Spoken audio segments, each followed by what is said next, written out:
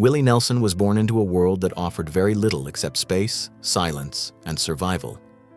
Abbott, Texas was not a place of opportunity, but it was a place that shaped resilience. Raised by his grandparents after his parents left early in his life, Willie grew up surrounded by faith, hard work, and music. His grandmother introduced him to songbooks and encouraged him to learn guitar as a child, planting the first seeds of something lasting. Even as a boy, he sensed that music could say what life could not. The absence of his parents didn't define him loudly, but it lingered quietly, shaping his need to express, to connect, and to hold on to something that wouldn't leave. That something became music, his earliest form of belonging. A childhood held together by sound life in rural Texas required discipline, patience, and endurance. Willie spent his early years working in cotton fields and learning the value of effort long before understanding ambition. But alongside the labor was music, always present, always inviting.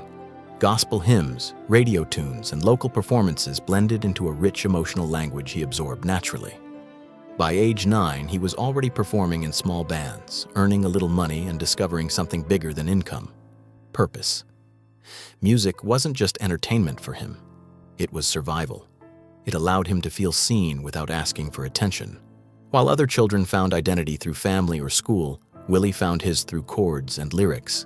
Even then, his voice carried something deeper than his years, an honesty that couldn't be taught. Searching for a place in the world. After high school, Willie stepped into adulthood with more hope than direction. He tried different paths, including a brief stint in the Air Force, but nothing seemed to fit.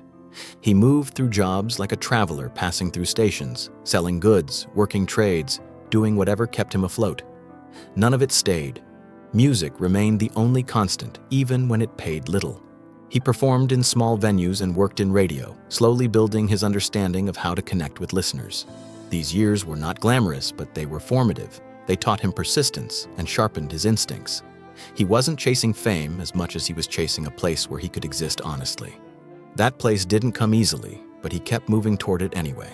Love, struggle, and lessons learned. Willie's early personal life reflected the same instability as his career. His first marriage came young and carried the weight of financial stress and emotional strain. Like many relationships formed in difficult circumstances, it struggled to hold together.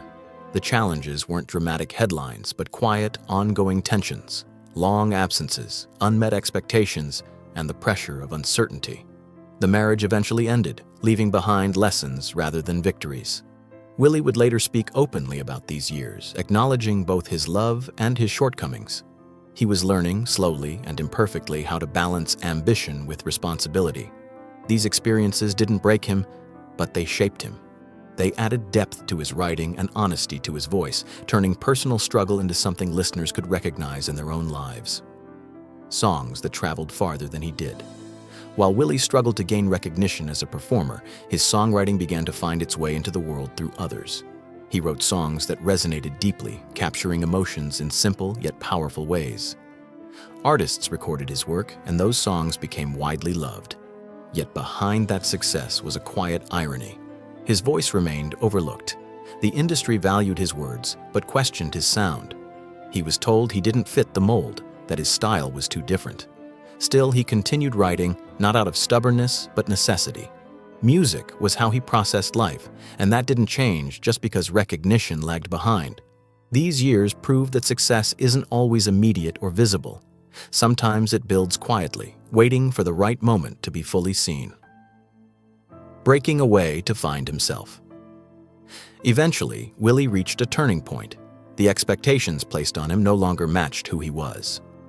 After a personal setback that symbolized a larger need for change, he left Nashville behind and returned to Texas. It wasn't a retreat, it was a reset. In Austin, he found a different kind of audience, one that valued authenticity over polish. Here, he didn't have to change his voice or style. He could simply be himself. That freedom transformed his music. The performances felt more alive, more honest, and more connected. What had once been considered flaws became strengths. This period marked the beginning of a new identity. Not just as a musician, but as someone fully aligned with his own truth. Success on his own terms. The music Willie created during this time carried a sense of independence that listeners responded to immediately. His albums reflected a stripped-down, sincere approach that stood apart from mainstream expectations. Audiences connected with the simplicity and emotional clarity of his work. For the first time, his voice wasn't being reshaped, it was being celebrated. This success didn't feel like a sudden breakthrough, but rather the result of years of persistence finally finding its place. He had not changed to fit the industry. The world had shifted enough to understand him. That distinction mattered. It reinforced his belief that authenticity, even when delayed, has lasting power. His career began to flourish not because he adapted, but because he remained consistent. Losing and rebuilding again. Life, however, continued to test him. Financial challenges later in his career forced him to rebuild once again. It was a humbling experience, but not unfamiliar. Instead of retreating, Willie returned to what had always sustained him: music and the road. He worked steadily, performing and recording, using his craft to recover both financially and emotionally. What stood out during this time was not just resilience, but perspective. He understood that possessions could be lost, but the ability to create could not. That realization guided him through the hardship. He approached the situation with honesty rather than frustration, focusing on what he could still do instead of what had been taken. In doing so, he proved that stability doesn't come from circumstance, but from purpose, grief, time, and quiet strength. As the years passed, Willie experienced personal losses that reshaped his understanding of life. These moments brought a quieter, more reflective dimension to his music and presence. He didn't speak about grief in dramatic terms, but it was there, in his tone, in his pacing, in the spaces between words. Rather than withdrawing, he continued to perform, allowing music to carry what couldn't be easily expressed. His approach to loss was not about overcoming it, but living alongside it. This quiet strength became one of his defining qualities. It showed that resilience doesn't always look like triumph. Sometimes it looks like showing up, continuing forward, and honoring what has been lost without letting it silence what remains. The man behind the legend. In his later years, Willie Nelson has come to be seen less as a symbol and more as a person, grounded, reflective, and deeply present. His life has slowed in ways that allow space for family, for quiet moments, and for appreciation of time itself.